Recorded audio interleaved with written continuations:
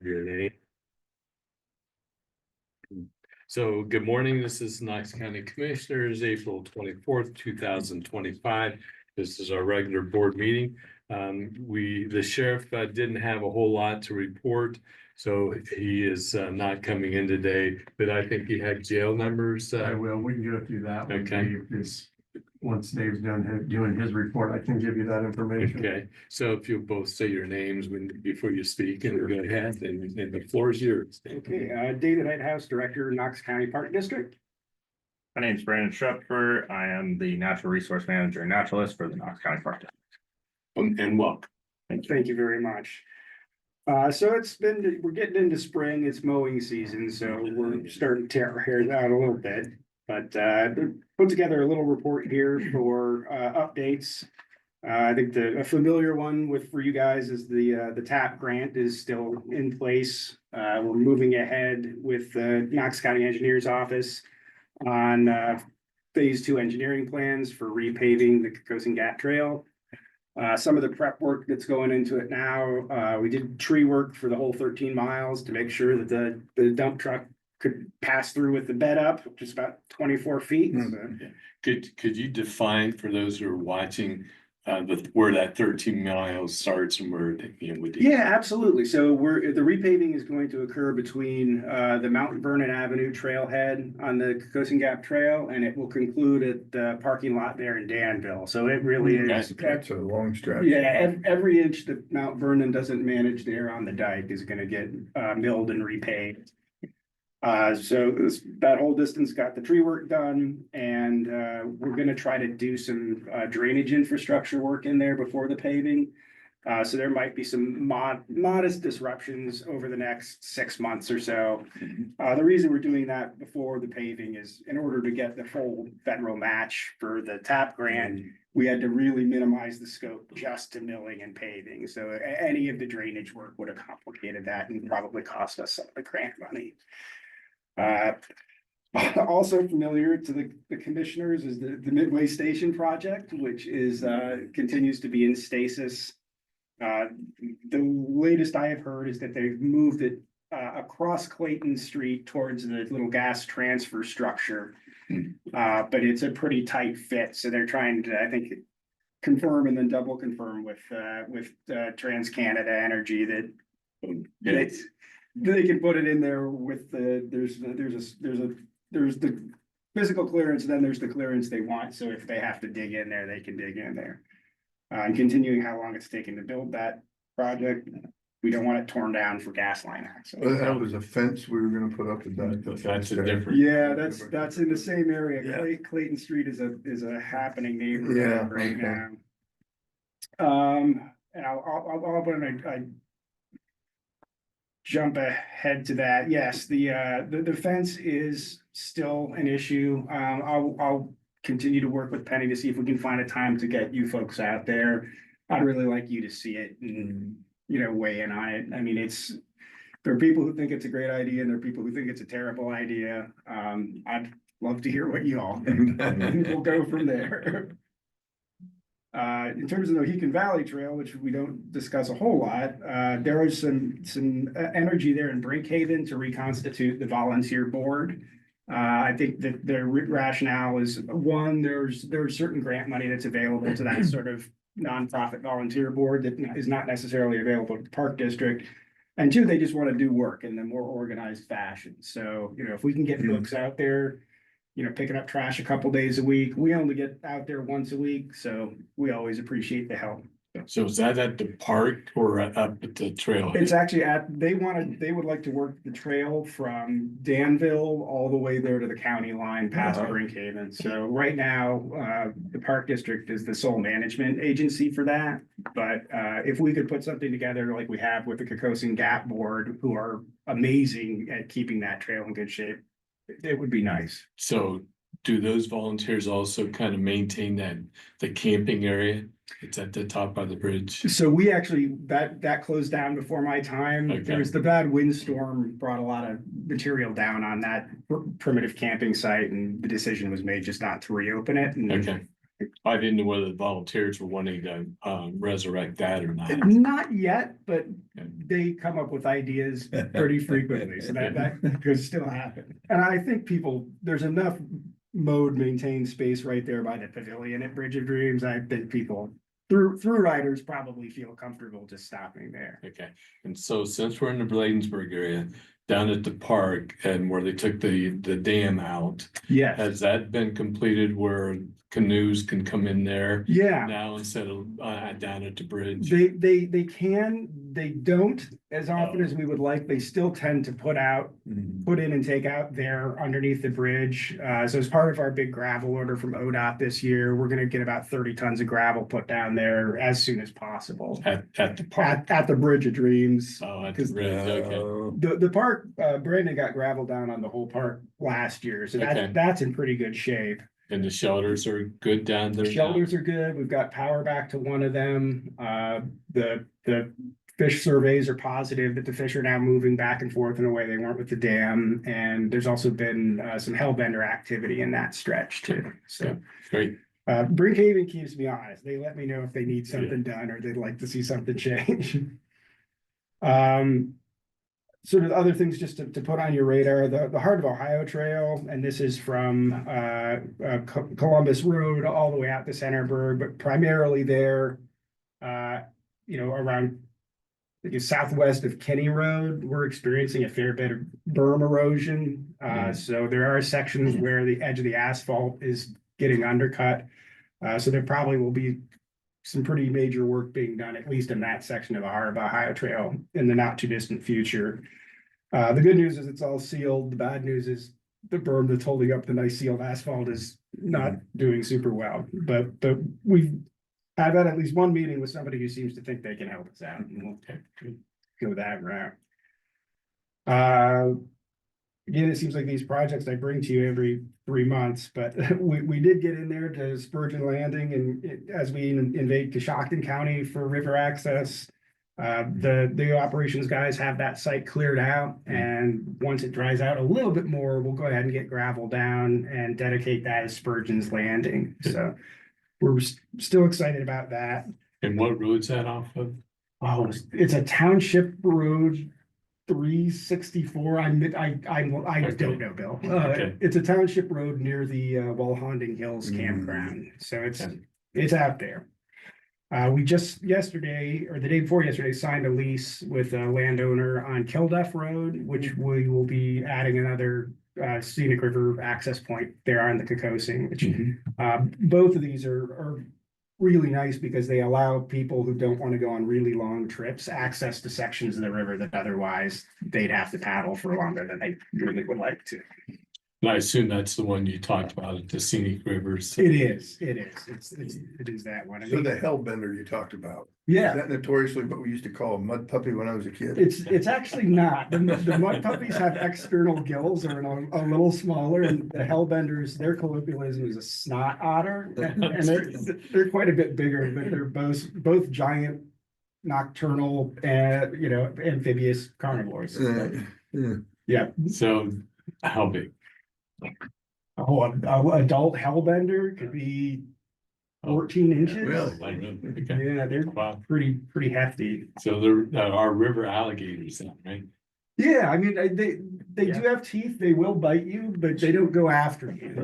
They live under big flat rocks and they like to remain there. Have you ever heard of that I've heard before? of them talk about that, but I didn't realize they were that big. Oh, yeah. My goodness. They release them at 2 to 3 years old and they're Probably like that. 6-7 inches, but one of the ones that they recaptured with the radio ID tag, gosh, it had grown like 8 inches since then, and quadrupled in weight. Eating well somewhere. Yeah. They mow down on crayfish primarily. Because they live in the places the crayfish like to live too, so they battle it out. So they release them in there to control what? It's a state endangered animal. So Okay. there's a statewide group called the Ohio Hellbender Partnership that they work with the Toledo Zoo and the Columbus Zoo. And what's the name of the tech school? They work with a high school, like our career center. Yeah, Penza. So these are just in certain parts of the code. They are, they're in the Kokosi and the Mohican, they have pretty specific habitat requirements. They really like these big flat rocks with only one way in and one way out. So down at Howard, when you go to the trail there, aren't there hellbenders in that area? You know, it's called the Hellbender Preserve, but there are no documented Hellbender sightings in that area. I'm not sure where the name came from, maybe years ago, before the lake. Well, I just assumed there were. You know. That's before they started biting people, people started getting rid of them. When animals bite, you tend to hear about it. And our goal was to refurbish them and help them populate again. Yeah, that's it. I mean, it's a conservation measure by primarily the Department of Natural Resources, and the two zoos are really driving it. I mean, it's an interesting creature that fills an interesting ecological niche. So they're just, it's it's charismatic, and it's a horrible, slimy ugliness, I guess. And it doesn't throw off some other part of the ecosystem. No, I mean, they're really, especially in the numbers that they exist now, and they're not particularly good at reproducing at this point. They have some really specific environmental requirements for being happy, and a lot of the rivers just don't have it. You know, and if any, I think the thing that I've been reading about lately is if anything's off, the males tend to start eating the eggs or the young, so they're kind of cannibalizing themselves into lower population numbers. Not unlike the panda bear, they need a bit of a crutch to keep going. But we're happy to help since we have some of that in our habitat. Yeah.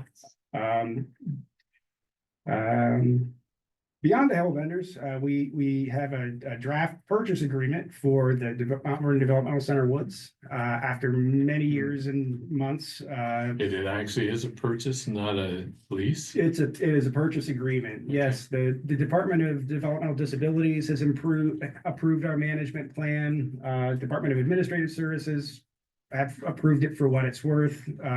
We got a purchase agreement for $1, which is a pretty good rate in Knox County for 165 acres. Yes. And Chip McConville has approved that draft, and so it's back to the Department of Administrative Services for one more review from their lawyers. Then it will go to the governor's desk, and So that would be the woods behind Mount MVDC. yeah, it's to the north of their campus, and it wraps around to the east. It actually runs all the way from Vernon View to Upper Gilcrest Road. Gilcrest, yeah. So we'll probably put our initial access off of Upper Gilcrest. Yeah. Because we won't have to build a bridge to Yeah. get people into most of it.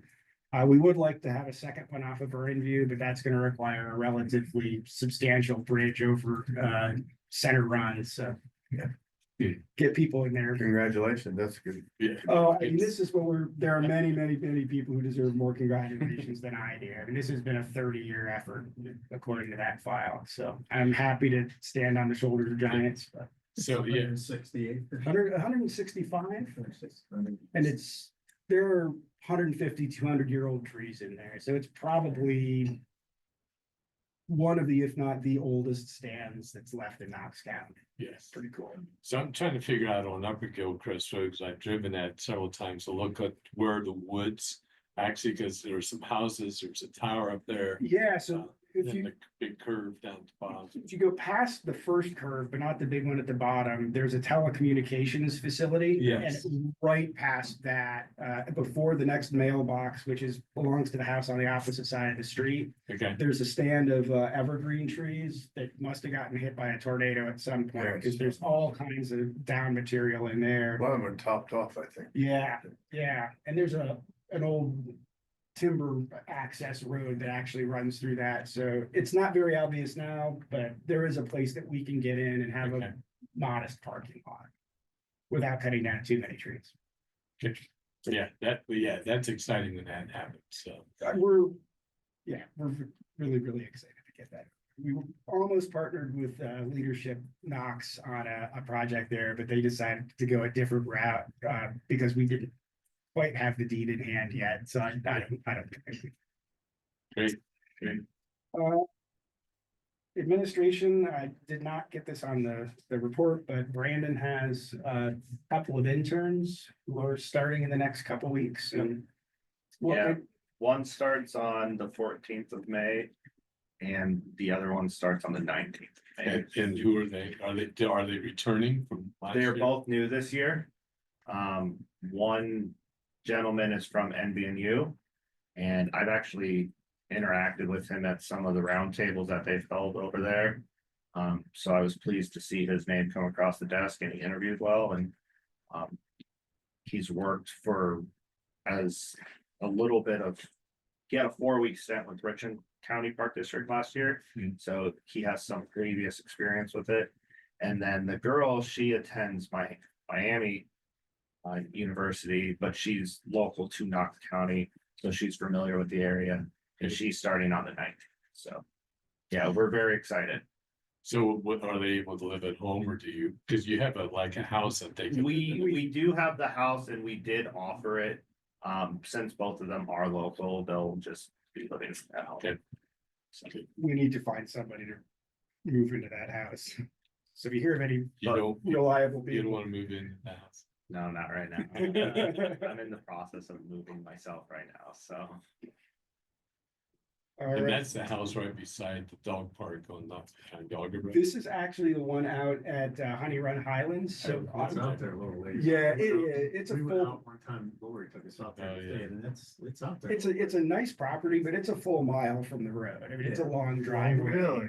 Yeah, long way back there. Yeah, It's a nice house though. right next to, yeah, it's a mile-long driveway. It comes in right there by the Millwood Church of Christ, and then it wraps all the way to the south end of the property and in. But it's a nice little house with a couple barns and a pond. What is the rental on it? We are willing to negotiate right on that. I know a few couples getting married, looking for houses. If they're, A mile driveway is a long if driveway. they're into the rustic lifestyle, give us a call. And they'd be required to mow the yard, right? With the circular. A mile. I think we'd probably be willing to continue doing that for them if we found the right Okay. person. Is that where the big hollow log was at that house? The big hollow log is over at the Yaga Roadhouse. Okay. Yeah, yeah. One that encourage children to become lodged in. We not really, very. Okay, in terms of just programs and some administrative bits. We did pilot a Passport to the Parks program with a small group of scouts over the winter. And, I think it went pretty well. There's probably some kinks we could work out, but I think we're gonna try to expand that. And, sort of copy the metro parks and their Passport to Parks, where essentially over a certain period of time. There's a checklist of different parks and different trails that you can walk at, and if you succeed, we'll keep it pretty modest at first. We have some Knox County Park District Challenge coins, which I understand are popular tokens for achievements. So, Great. hopefully get that out here before too long. And then we've started work on a couple of grant funded projects. We got a generous grant from the Knox County Foundation for a picnic shelter out at Fair Ridge. So we've got the uprights and the band boards and the concrete's poured, and we just gotta get on the trusses next week, and we'll have another event pavilion and a place for people to gather out there. From Ohio Department of Transportation, we have access to a $70,000 grant for data loggers on the multi-use trails. So those are devices that you mount adjacent to the trail, and then there's a strip that goes just under the asphalt. Right. And it'll tell you direction of travel, speed of travel, whether it's a pedestrian or a bicycle. So it's the kind of data that you get a grant to get the equipment, then it gives you the data to get other grants. So Right. our hope is that by demonstrating how many people are using these trails across the year, that we will continue to be able to find things like this TAP grant when they need major maintenance. So that's all approved, and I'm in the process of ordering that equipment and then find somebody to help us put it in the ground. ODOT will do it for free, but we'd have to wait until November, December, so Of 27. of this year. Of this year. Future purpose, because hiking isn't happening after that much, right? That's it. So You said ODOT, I'm thinking, that's 3 years. No, they just give us the money and send us away, so we can do it faster. And I know that more Mid-Ohio Regional Planning is really interested in these devices, so they've offered us some assistance in finding other contractors and putting us on the regional data access platform, so. So when you're putting those across the trail and a jogger comes but doesn't touch it and jumps over it, it's monitoring that It too. somehow knows, It does, yeah, yeah. motion or something. And it Yeah. isn't, like the old ones used to be like the rubber piece at a gas station when you come in and ding ding. So is it gonna be an ankle twister for It's not, anybody? I mean, or- essentially what you see are the outlines of 2 or 3 big diamonds. I mean, it's just like, it's just, Okay, like a okay. monofilament profile sort of thing, and I know how they work. I don't know a lot about the technical specifications, Okay. but Centerburg has had one now for at least a year, and they've gotten some really interesting data off of Hmm. that. Hopefully we will join them. Yeah, like Dave said, direction, time of day. Mode of transportation, then you can select the different types of data you want to look at it.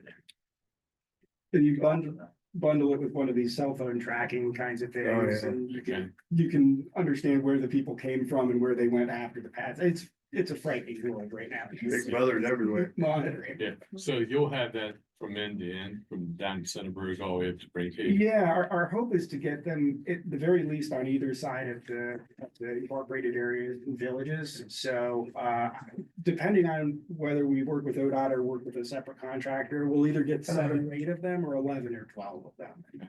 Frankly, 7 or 8 and sooner would be my preference if we could manage it. So what's the rules and guidelines for the Amish who want to take buggies on the bike path, especially between Brainhaven and Danville? Yes, between Brookhaven and Danville, one of the rationales for developing the Mohican Valley Trail was to allow Amish to use it to Get them off the highway. get them off of 62. So Okay. there's a bit of a balancing act there. The cyclists get frustrated with the messes the horses leave. The Amish don't have diapers for horses. I'm glad it's only 4.5 miles. Okay, I didn't know whether there was a restriction that they weren't allowed at all. They explicitly, they are permitted. It's also though, that path is chip and seal, whereas the rest of them are asphalt. And that the reason it's chip and seal is to accommodate the shod horses. Yeah, didn't know that. Um, Good. But and most of the gripes are about the manure and not That, and, Congestion. the erosion that a buggy would cause on the pavement. oh, on asphalt, they tear it up. We explicitly prohibit the buggies on Dracosin Cap and the Harfile. Good. That's the exciting news from the parks. Yeah, you did great. Any questions? But yeah, I Thank you have for a your couple, work. so, people have asked me about, going out to Opportunity Knox and getting on the trail there. Cause there is a backdoor Yeah. trail, at Opportunity Knox behind the recycling. Yeah, I mean, that is the original access to Knox Woods. I mean, I remember as a Okay. kid, we'd pull back there and park. I don't know whose signs they are, whether it's the utility or the sheriff's office, but there are some signs about authorized vehicles only, but there's certainly no reason you couldn't park an Opportunity Knox and walk back. I mean, it's pretty obvious where it goes in. And then you opened up one on 36. You want to talk a little bit about that as to how people find it? Is it well marked?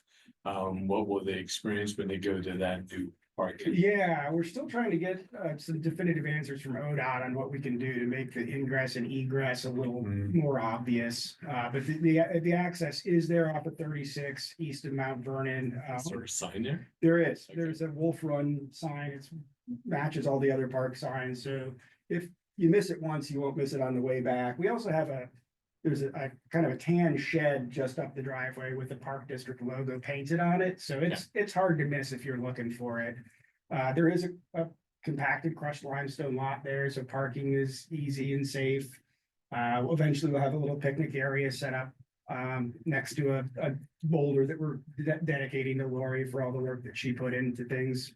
And then at present, there's a single trail that wraps around a field and it ties you into the back 40 at Wolf Run. Mhm. So most people that go there are coming from Yaga Road and going on a long hike in that direction. The people from Apple Valley, it's a fair bit closer for them to park at that lot than going all the way around Upper Hillcrest and over the Dodgers. So I think that's most of the people I've encountered are coming from Apple Valley, which is good. Yeah, and as for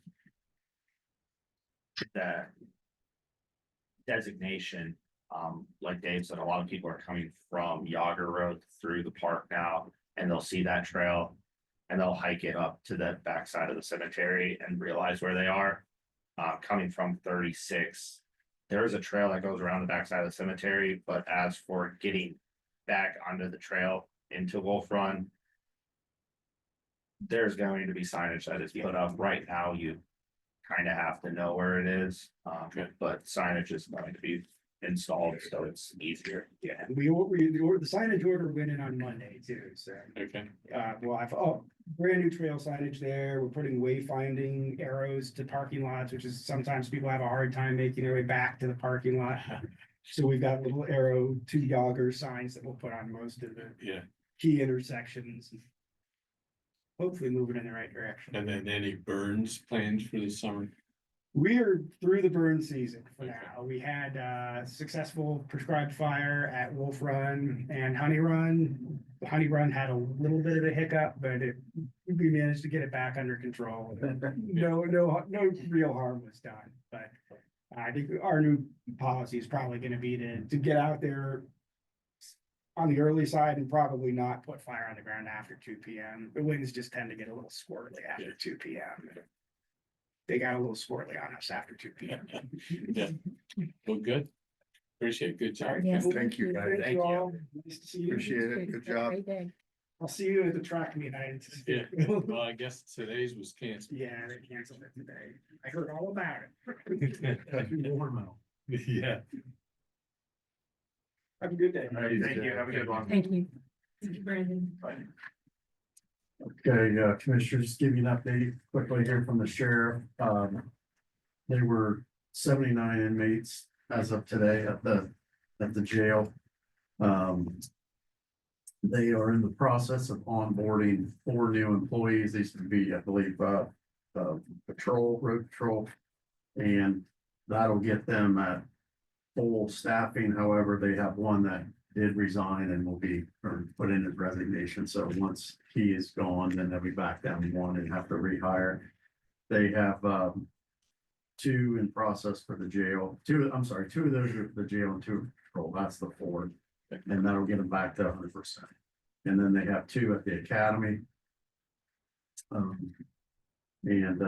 think that's the only one to tell you that that'll get them to 100%, which was where they were trying to get to, and then they'll be back down 1, which is not uncommon, but then they'll work to fill that. So that's really all he had. Does he have the breakdown males, females on there? He did not, on this, he did not. I think Penny will need that, so Yes. she's gonna reach out. When you have talked, if you talked to Dan before, one of us, I think it would be interesting one time if we got some information that said the long length of the term that these 79 employees or prisoners are staying On average. on the average. I think that would be interesting information to see how long we're housing somebody in the facility out there. And you wanna just ask Jan that when you And then, get the yeah, breakdown, and then we can just ask if they can include the average, like, if they collect it that way. and have we gone any further on the new kitchen equipment? Yeah, so the new kitchen equipment, I gave Will the green light to get everything Yeah. done, so he did get the final quote back to me last week. And I sent him the go ahead to place the order. It was up to the county to basically pull out the old equipment that wasn't part of that. So I told him to work with Todd on this. I think it's scrap value at this point. It's been there a long time. So we'll have to get those pulled out before they deliver the new equipment, but they're gonna do all the install of the new equipment. I think the total was, I think it was $56,000 Yeah. on all the equipment. I think we had budgeted around 50, so it was slightly higher, but part of that was the install price from the vendor. So not too much over what we had budgeted at the beginning of the year. Thank you for that. And then where are we as to the additional storage? Yeah, for the evidence room. So we were out there last week and like Monday, and the electrical engineer looked at everything. We've got the go ahead on where they're gonna run the power from. I think the architects just kind of putting the final plans together. We reviewed not the plan, but one more time, how we thought we were gonna lay it out. The chief was, in agreement, he thought that was a good plan, so I think we're full speed ahead with getting that ready. And then getting the plan submitted and approved by the state and then get it out to bid. So we're probably, still a little bit off, but I think it's getting very close to. Representative Heiner had asked me yesterday how we were doing with the evidence area. Told Yeah. him Yeah, It was in so we're progress. good. And I talked to the sheriff this morning. And they're very happy with how fast it's moving along, you know, in comparison to, it's a process, so. But we're getting there. Yeah. Yeah. Good. As far as resolutions, the only item that we have today, the city has requested your support. And this is for the adaptive treatment enhancement project. And so the city is gonna be undertaking an approximate $45 million wastewater plant upgrade. And they are applying to the federal government for a $2.5 million grant to put towards that. And this letter will be sent to Congressman Troy Balderson once you would approve and sign, and it's just basically stating the impact of the county and city residents. a motion to accept that. A second. Those in favor say aye. Aye. And that'll, all three of you would sign that for them, and Penny will get that sent back to them. Who actually ended up constructing the letter? Was it Harry Ball? Brian Brian Ball, Ball. he sent it down to us, yeah.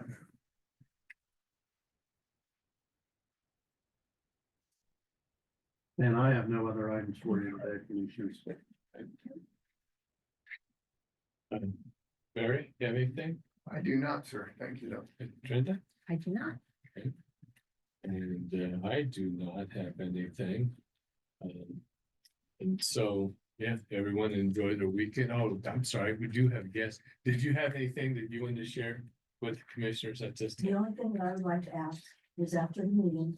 Oops, Please talk to sorry, excuse me. Commissioner. Please. The need for you to say who you are. My name is Kathy Tate. Kathleen Tate is the official name. Kathy is what I go by. Okay. And I live in Howard, Ohio. And if you don't know who I am, I'm also chair of the Democratic Party here in Knox County, but that's not why I'm here. I have absolutely nothing to do with that. All I would like to do is have a few minutes of your time because I am a mother of a son who was accused of a very serious crime many years ago. I also am a woman who was cornered by a minister of the church. I also have relatives who had children and friends of those children who had issues with other ministers. And all I would like to do is just have about 5 to 10 minutes of your time to tell you what my experiences were. Thank you. Jason, what's the K9 cruiser equipment? Do you have any idea what that is for 10 grand? K9 cruiser equipment. That was a sheriff's. I thought. Cage, Sure. Yeah. that's a K9 in the backseat of the cruiser. Okay. They have to have special like windows. Okay, if there's no other business, take a motion to adjourn. Motion to adjourn. Second. Okay, we stand on all those fingers saying aye. We stand adjourned this time. Chief Officer,